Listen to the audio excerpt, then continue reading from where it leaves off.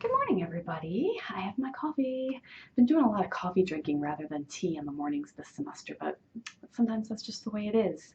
So I hope that you have either tea or coffee, whatever your preference is, and I'm looking forward to our chat this week as ever. Um, I am, if you're watching the video, or if you're not, I'm going to put a photo in the show notes. I'm wearing the Downton Abbey Mystery Knit-Along shawl. I finished the crochet along. I do have hope that I'm going to finish it, but I put it aside and I just haven't gone back to it yet because I've just always have so many other things in my queue. But let me move my hair. So this is like the wings. I'm demoing the wings for those of you that aren't watching. And then there's a really pretty motif in the back, but I think it would be a little logistically awkward to try to show that to you right now. So the photo that I'm going to have in the episode show notes has a photo of the back, so you can see it. So I blocked it. It blocked out really nice. It has like a really pretty picot bind off. You can see I used like a million little pins to get those all. And the yarn really, because it's the fabric is lace, and so it stretched out so beautifully when I soaked it and blocked it. So I'm happy with it, and I'm just glad it's done. So now I'm working on socks for my friend. I have like 3 friends named Allison. It's a very popular and lovely name. So I'm working on socks that were supposed to be for a Christmas gift for Allison. And I'm almost finished. I'm on sock 2. I'm about to turn the heel. So I've been really focusing on those to get those, and then I've got like a million spring things that I want to knit. So we're making good progress, including the crochet along. So we'll get there. But okay, so Allison is on my mind. I'm coming back to her. So all right, so today let's like make this all sort of make sense and come together. So today is St. Patrick's Day. Happy St. Patrick's Day. It's also day 8 of the St. Joseph Novena. If you've been praying that, we're almost there. His feast is on is it Saturday? 17th, 18th, yes, the 19th. I know Henry's having a St. Joseph table at school tomorrow. He goes to a Catholic school, and our parish is having one on Saturday. I've been getting emails from, we have a lot of Catholics in this area. There's a lot of Polish and Italian immigrants that lived in this area, and all of their descendants are here, including my family on my mom's side. And so there's a large contingent of Catholics, and so this time of year there's always lots of fabulous Lent fish fries and St. Joseph tables, and it's wonderful. I love traditions like that.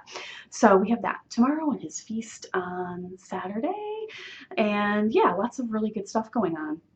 Also secular, but timely, the NCAA tournament. Every year my husband runs just a friends and family pool, and even though I don't watch basketball, whether it be college or professional, the rest of the year, I'm from Western New York. We're a football and hockey people, but I really do enjoy the NCAA tournament because of Mike, and he got me into it because of this pool that he does, and it's a lot of fun. So even though you don't really know what you're doing when you pick the teams, I will like pick the Catholic schools, or if I just like their mascot, or I try to do, just based upon past history and reading the little blurbs they give you in the online brackets, I try to do my best. And I've never won any money, but I just think it's a lot of fun, and then you can follow along. But this year is extra exciting because the school that I work at, for the 2nd year in a row, they won their conference. And, we're kind of like on the small scale of NCAA basketball, but winning their conference means that they get an automatic bid to the tournament. And I think this is the only time in the history of the school that they've made it 2 years in a row. And that's really, really exciting. And not only did the men's team win, and they're going to be playing in the tournament today, the women's team won too. They won their conference, and so they're in the women's tournament. And that's the only time the men and the women have won and are going the same year. It's really wonderful. And so there's a lot of excitement. I'm very proud of them. And so we're all really excited about that.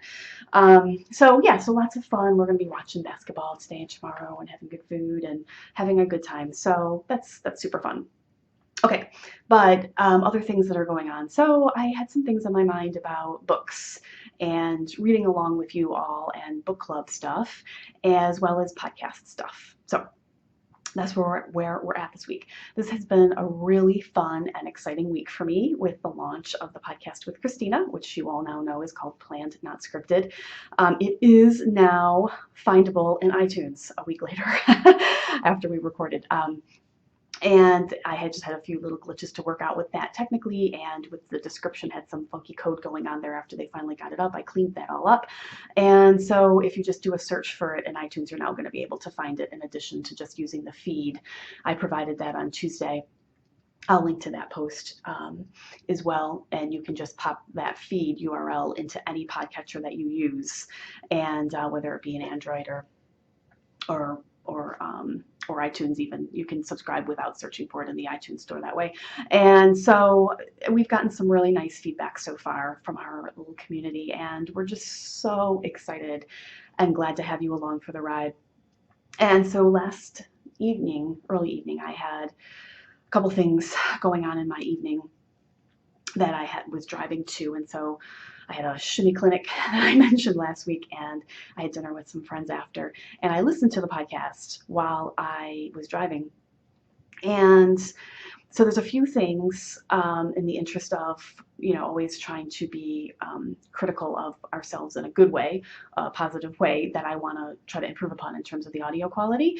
So we're going to be working on that. And we also want to re-record the intro, definitely the intro, maybe the outro too, but we're going to work on that, and I'm excited about it. It's just a little ditty, right? It's a little thing, but I'm looking forward to playing with that again, now that I sort of know how to do it with combining the different audio files, and so I think it's going to be even better next time.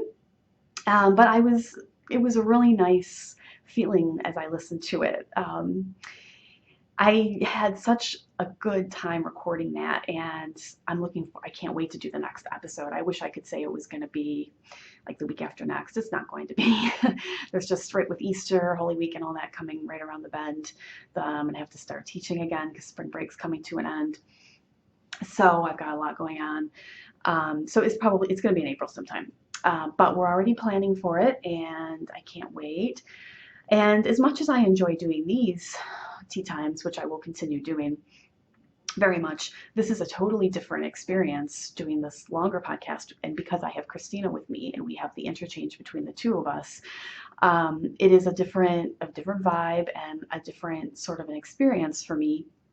And different types of things come out in our conversation than it would be with just me talking to you across the camera. So it's really wonderful. And I am so excited about where this is going to go, which of course is still somewhat unknown at this point, but I just can't wait to see where it leads us. So I just have such a good feeling about it, and I can't wait to see how this all shakes out. So very much excited about taking this on with her and with all of you along with us. So that's been great.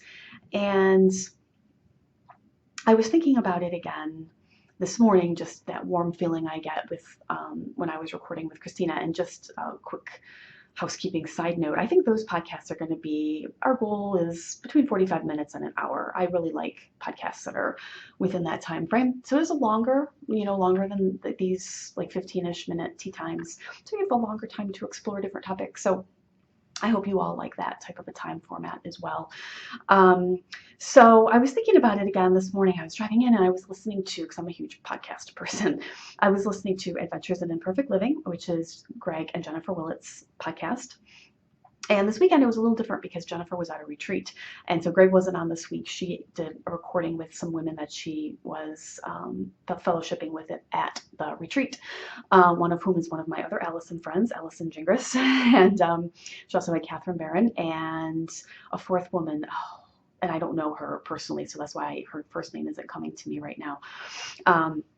But they were at the airport after the retreat and just recorded themselves talking about their experience. Sorry, it's a little background noise there. Banged my foot on something under my desk.